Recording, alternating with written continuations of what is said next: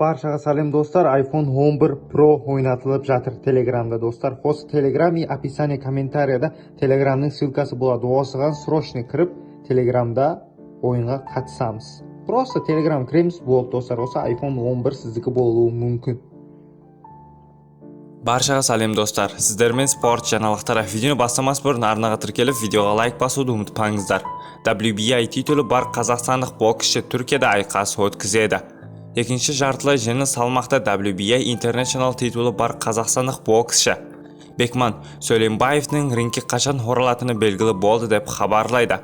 Boxrex. мәліметінше, Сөйлембаев 2 желтоқсан Түркияның Трабзон қаласында өтетін бокс кешенінде қатысады.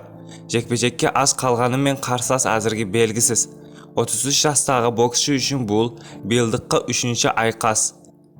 Тамыз айында Ташкентте Бекман украиналық Егоровтың 3-ші раундта техникалық нокаутпен жеңген болатын. Оған дейін Алматыда Сөйлембаев филиппиндық Дженела Лаусның жеңген.